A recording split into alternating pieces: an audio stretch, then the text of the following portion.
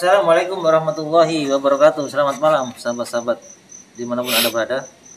Alhamdulillah malam hari ini kita bisa bersua lagi, kita berjumpa lagi dengan keadaan sehat walafiat semuanya, dan kita harus patut bersyukur sahabat, sampai detik ini kita masih diberi rahmat, nikmat dan hidayah oleh Allah Subhanahu wa taala agar kita lebih beradil lagi untuk menjalani hidup ini. Dan selawat serta salam mari kita gunakan kepada junjungan kita Nabi besar Muhammad Shallallahu Alaihi Wasallam, karena atas ajarannya agama yang dibawanya yaitu agama Islam kita dibawa dari zaman kegelapan ke zaman terang benderang seperti ini. Dan mohon maaf sahabat, beberapa hari saya tidak sempat tayang karena saya ada urusan di luar kota, dan malam hari ini kita akan mendatangi dukun yang sahabat-sahabat mungkin pernah lihat di channel Gio tentang siapa namanya, Mbak Ella Rafila yang pernah kena tali pocong ya, dibuat lumpuh. Dan informasi terakhir itu yang membuat itu teman seperjuangan atau pesaingnya, dan dia sebagai model, sebagai model majalah dewasa. Dan ada informasi terbaru sahabat, karena banyak sekali makhluk-makhluk yang mengganggu atau mendolimi si Ella ini, yaitu dari pacarnya. Apa motifnya kita belum tahu ya, ini makanya kita sekarang lagi mendatangi temennya, yaitu Mbak Ella ya, Mbak Mila ya. Mbak Mila ini yang mengantar ke pondok kita untuk menguak dan berobat ya. Karena yang jelas Mbak Mila itu sebagai sahabat prihatin lah, karena beberapa lama dia nggak bisa apa-apa, cuman bisa duduk di kursi roda. Oke sahabat, kita tanya-tanya karena kita next time ini akan langsung mendatangi dukunnya, karena dukunnya ini dukun luar biasa. Dia punya ilmu tali pocong yang membuat orang itu nggak bisa apa-apa, bisa lumpuh, bisa mati separuh, bahkan tidak bisa bergerak atau kembang amben ya kalau orang Jawa. Jadi hidupnya cuma di atas kasur aja, atau di atas ranjang aja. Selamat malam Mbak Mila, Assalamualaikum. Waalaikumsalam Ustaz. Gimana kabarnya malam hari ini? Alhamdulillah. Baik-baik aja ya? Iya. Terus temannya si Ella itu gimana kabarnya sekarang? Si Ella ya gitu Ustaz. Sudah ada perubahan ya? Iya. Sudah bisa jalan meskipun tertatih. Nanti insya Allah itu disampaikan harus dikontrol lagi biar bisa bersih sempurna, karena pada dasarnya pengobatan alternatif itu sama dengan medis. Medis itu kalau udah akut ya harus kontrol, harus diperiksa, tidak cuma sekali aja. Iya, Ustaz. Karena secara medis itu penyakit-penyakit itu harus benar-benar bersih dan harus bersabar. Begini Mbak Mila, kita kan rencananya mau mendatangi dukunnya nih. Iya. Ya mungkin bisa nanti sama tim Yo, atau nanti saya sendiri yang akan mendatangi. Oh, saya nggak ikut Ustadz kemarin sama Ustadz siapa itu yang satunya itu saya kena imbasnya. Oh gitu ya? Iya. Ya nggak apa-apa, yang saya cuma ingin tahu aja biar saya bisa berargumen dengan dukun tali pocong itu. Saya ingin tahu ceritanya itu seperti apa awalnya. Kan saya waktu Mbak Mila dan Mbak Ella itu datang ke pondok, saya kan belum datang nih, belum sampai ke pondok. Waktu pengobatan, waktu penarikan, dan waktu menguak itu kan saya nggak ada. Saya cuma diceritain sama teman-teman.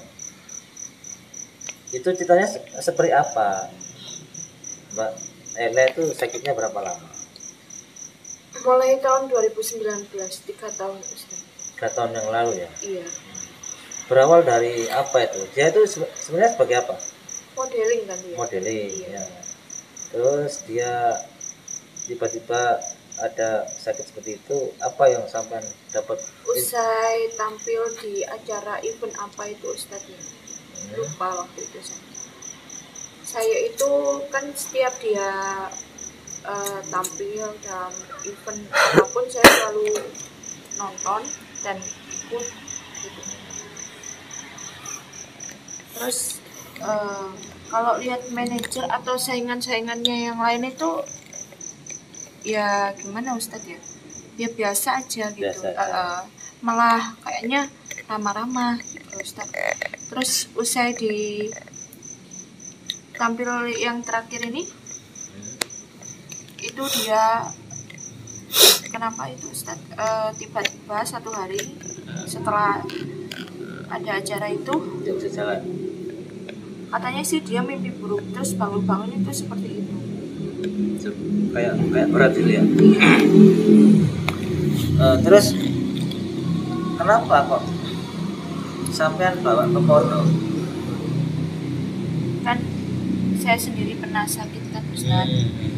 Waktu itu pas saya tuh lama kan nggak ke rumah Rafiela, cuma dengar kabarnya dia sakit. Terus kemarin pas momen lebaran itu saya ke rumahnya, loh ternyata dia lumpuh. Saya kaget.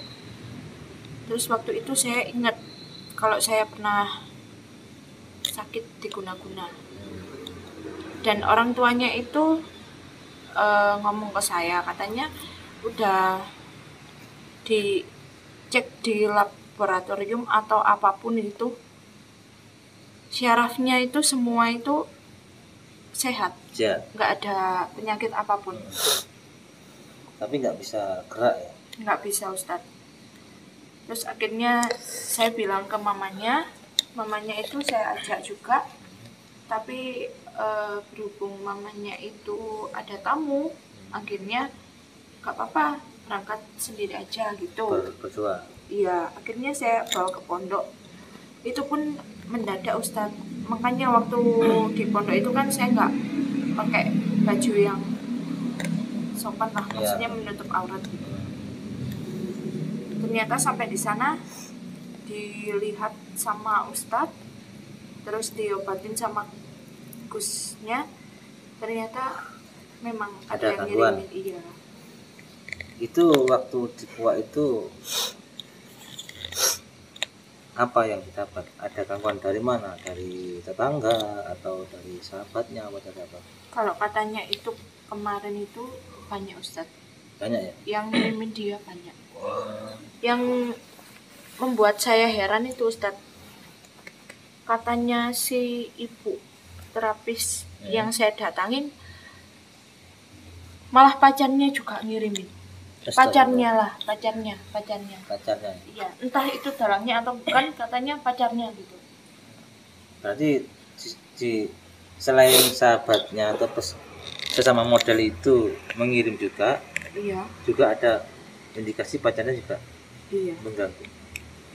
Kira-kira kalau yang teman model itu apa motifnya dia mengganggu si Rafaela ini? Kalau saya sih nggak tahu, mungkin ya persaingan atau apapun, karena dia kan sering juara Ustaz.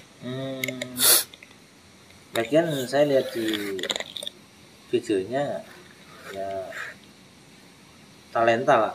Satu, posturnya juga masuk ya, tinggi, kulitnya putih, cantik juga. Ya mungkin dia kan keturunan Cina Ustaz. Gitu. Iya.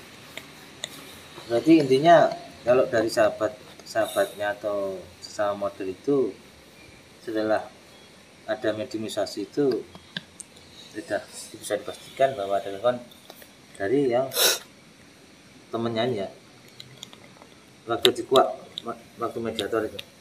Kalau waktu sama pengobatan sama Ustadz sama Gus itu banyak yang ngirimin, entah itu temennya atau siapapun. Cuma saya ke ibu terapi dan saya minta kejujuran ibu itu, katanya pacarnya. Pacarnya berarti ikut? Iya. Apa motifnya itu? Saya Kira-kira kurang tahu Ustadz. Saya nggak terlalu kepo urusan pribadinya sih. ya, tapi kalau sementara aku ngambil kesimpulan kalau pacarnya ganggu ya berarti ada something atau ada rasa kekecewaan. Siapa tahu mungkin ada perubahan sikap atau mungkin nggak lagi akur atau gimana. Itu mantan atau pacar itu? Entah, kurang tahu Ustadz. Soalnya ibu terapis itu katanya pacarnya gitu aja. Waktu di mediasi sama Ustadz yang siapa itu ya, lupa namanya. Ustadz siapa? Pacar atau Farhan? Bukan yang itu loh, dari mana itu? Blitar itu loh Ustadz. Oh yang itu ya Gus Hasim. Iya. Terus perkembangan terkini gimana? Ya dia bisa jalan, cuma pikirannya sering goyah. Oh gitu. Iya. Karena mungkin mikir ya kalau sakit itu. 3 tahun kan Ustaz. Sama udah lama kan sama Rafaela itu? Sudah mulai masuk di bangku kuliah. Teman kuliah dulu. Apa aja prestasinya yang didapat? Si Kalau Rafaela? dalam kuliah saya biasa, cuma ya itu modeling itu. Modelingnya, Iya. modelingnya dia termasuk yang ini ya, yang sering juara ya. Iya, dia kan punya tekad kan, ingin bantu perekonomian keluarga. Terus sampai sendiri aktivitasnya apa? Aktivitas saya cuma kuliah aja sih, Ustaz. Terus saat itu sampai itu sebagai apanya si Rafaela, sahabat atau asistennya atau apa, saudara? Ya temen aja. Cuma Ya, tiap temen. ada acara event apapun dia selalu calling saya. Oke, kalau aku bisa aku datang. Tapi sering datang. Oh gitu. Terus kira-kira solusinya seperti apa menurut Mbak Mila itu? Ini kan kemarin tuh katanya ke Ustadz tuh kan minta diselesaikan. Iya. Biar sembuh, biar nggak diulangi lagi perbuatan itu gitu. Alangkah baiknya kita itu seperti apa langkahnya? Setuju nggak kalau kita itu mendatangi bukunya apa gimana? Kalau itu terserah Ustadz, tapi saya nggak mau ikut Ustadz. Kenapa? Karena kemarin waktu sama Ustadz Hasim itu saya diserang. Kan serang. Orangnya benar-benar marah ibu itu. Saya takut, saya nggak mau. Soalnya udah ngerasain sakit. Apa yang dirasakan sampean waktu penyerangan? Waduh Ustadz, nggak bisa diceritakan kok ya, sakit sampai. Yang sakit apanya? Sekujur tubuh atau bagian tubuhnya? Sekujur tubuh. Takut saya Ustadz, nggak mau. Ya, karena kita mau datangin bukunya itu, makanya saya kan belum tahu apa yang terjadi kemarin di pondok. Ada sih masukan-masukan dari teman-teman, dari Kang Fajar, dari Mr. Farhan, dari Ryan, dari Muhammad juga. Cuman kan saya pengen tahu dari sampean sebagai sahabatnya dan yang membawa ke pondok itu sendiri. Terus respon ibunya setelah tahu bahwa si Rafaela ini kena gangguan gaib, apa yang dia sampaikan ke sampean? Karena sampean kan yang mengantar pengetahuan ibunya. Nggak menyampaikan apa-apa sih Ustadz, cuma ibunya marah. Pertama itu kan saya ke situ terapi. Ibunya marah itu gara-gara terapi ketemu Ustadz Fajar, terus ketemu Ustadz Farhan. Lah ibu itu kan diserang sama 2 Ustadz itu. Terus saya mendatangi tempat itu lagi, itu dimintain tolong sama Ustadz Hasim. Saya sebenarnya nggak mau, cuma Ustadznya nggak apa-apa, nanti saya yang tanggung jawab kalau kamu ada apa-apa gitu. Terus akhirnya saya mau, saya antar. Ternyata di percakapan ibu sama Ustadz Hasim itu saya diserang. Orangnya itu benar-benar marah. marah. Oh. Ya memang pada dasarnya dukun itu akan marah kalau memang ada yang membantu si target. Iya. Itu semua dukun itu seperti itu. Apalagi yang membantu itu membantu pengobatan, itu pasti akan ada serangan. Bahwa kita pun juga sering gitu. Makanya untuk menangani orang-orang yang seperti itu, kita itu kadang-kala ya ada beberapa orang yang mungkin nggak percaya gaib, itu ya manusiawi ya, karena tidak pernah mengalami gitu. Kadang-kala menghakimi, menghujat itu udah biasa. Tapi pada dasarnya dukun seperti itu atau makhluknya yang diperintah itu akan menyerang siapapun dia yang mencoba membantu menyembuhkan atau mengambil penyakitnya itu ya. Tapi waktu sampai serang kan sempat dibantu oleh Gus Hasim ya. Ya Ustadz, kalau nggak dibantu Gus mungkin saya nggak tahu lagi. Ya. Apalagi informasi yang sampai dapat selain temannya dan selain pacarnya itu? Itu aja sih Ustadz. Ya. Tapi waktu ditangani di pondok itu memang informasinya banyak sekali makhluk dan banyak sekali orang yang menzalimi dia. Iya, banyak sekali. Sampai dia lumpuh itu. Terus kapan rencananya mau dibawa ke pondok lagi? Kira-kira? Saya nggak tahu Ustadz, soalnya dia kayak masih guncang gitu pikirannya. Ya, entah mau entah enggaknya itu kayaknya, tapi sudah ada perubahan. Cuma dia kayak kebimbang, bingung gitu. Ya mungkin perlu support, perlu ketenangan, perlu pendampingan ya, karena semuanya itu tidak perlu proses. Tidak serta-merta orang sakit itu langsung sembuh, kecuali Allah berkehendak. Ya mungkin itu ujiannya dia sebagai talenta yang luar biasa.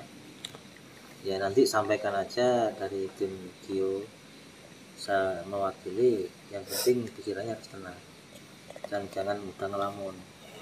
Jangan disesali apa sudah terjadi, syukuri aja, karena semuanya itu hidup di dunia itu perlu ada ujian dan harus dilewati ujian itu, karena insya Allah setelah ada ujian itu akan ada hikmah, bisa jadi ada hidayah dan berkah, karena Allah Subhanahu wa Ta'ala sudah menjanjikan, bahkan sabda Nabi juga sama, kita manusia itu harus kuat diuji dan bisa menerima ujian itu, karena Allah tidak akan menguji hambanya itu di luar kemampuannya. Insya Allah selama dia tenang, selama dia berdoa, bermunajat untuk kesembuhannya, minta petunjuk dan berikhtiar, insya Allah dia akan. Kalau saat ini mungkin dia masih butuh ketenangan Ustaz. Ya. Saya kan coba ngubungin dia itu, dia sedikit cuek dan ya gitu, nadanya agak marah gitu. Nggak tahu itu entah masih dikendalikan hal-hal mistis seperti itu atau gimana, saya nggak tahu. Yang penting niat saya itu saya nolong teman saya dan ada perubahannya. Gitu. Ya, yang penting itu tadi, satu, pikiran harus tenang, harus positive thinking, karena saat makhluk itu diambil, sebagian itu nggak akan terima, bahkan dukunnya itu pun nggak akan terima, dia akan mencoba menyerang lagi. Itu kebanyakan seperti itu. Tapi mudah-mudahan setelah ada arahan dari Gus, insya Allah selama dia tenang, dia berdoa, meminta kesembuhan kepada Allah dan selalu disupport, insya Allah nanti akan berangsur membaik. Allah mudah-mudahan diangkat penyakitnya oleh Allah SWT. Minum ya. Gimana nih untuk malam hari ini atau besok? Ya ini ntar kita mungkin kalau udah ketemu teman-teman atau saya sendiri akan mendatangi dukun itu, atau kalau memang hujan ini nggak dapat reda ya mungkin besok saya akan langsung datangi. Iya Ustaz. Kita tujuannya ya mengajak, karena background kita itu ponpes, jadi tidak harus pakai kekerasan kalau memang tidak terdesak. Kita tujuannya mengajak orang-orang yang seperti itu biar kembali ke jalan yang benar, karena semuanya itu ada timbal baliknya, ada hukum Allah itu lebih kejam. Kalau dia nggak sadar, nggak tobat, insya Allah dia akan jadi penghuni neraka. Maka dari itu kita, arahan dari guru-guru kita, kalau bisa kita mengajak untuk menebar kebaikan, untuk membantu dengan cara baik-baik, tidak harus mendolimi. Dan mudah-mudahan dukun ini bisa kembali ke jalan yang benar. Oke, mungkin itu aja Mbak Mila atas informasinya. Terima kasih dan atas waktunya. Iya Ustaz. Mudah-mudahan kita semua dilindungi oleh Allah Subhanahu wa taala. Amin ya rabbal alamin. Terus pesan saya pada Mbak Mila, jangan bosan-bosan ngasih support kepada temennya yang sakit, mudah-mudahan cepat diangkat dengan Allah Subhanahu wa taala. Oke sahabat, sekarang saya paham apa yang sudah terjadi kepada siapa namanya, Ella Rafaela ya, Ella Rafaela. Kita memang udah sepakat sama tim akan mendatangi dukun itu. Seperti apa kisahnya ya, stay tune terus di channel kita. Mungkin itu aja sahabat, dan sebelum kita closing, saya seperti biasa nggak bosan-bosan sahabat untuk mengingatkan kepada teman-teman semua, sahabat-sahabat semuanya, dan terutama kepada diri saya sendiri. Ayo kita tingkatkan iman kepada Allah, kita tingkatkan takwa kita kepada Allah, bermunajat kepada Allah, minta ampunan kepada Allah, minta petunjuk. Mudah-mudahan kita dapat keselamatan dunia akhirat. Yang sakit diangkat penyakitnya, yang susah dimudahkan kesusahannya, dan semoga kita selalu istiqomah, dan semoga kita masuk dalam golongan orang-orang yang husnul khotimah. Dan gak lupa tetap berselawat kepada junjungan kita Nabi besar Muhammad SAW agar kita dapat syafaat dari Nabi Muhammad SAW, karena nanti di umul kiamah, saat di hari kebangkitan itu sahabat, yang bisa menolong kita yaitu syafaat Nabi kita Nabi besar Muhammad SAW.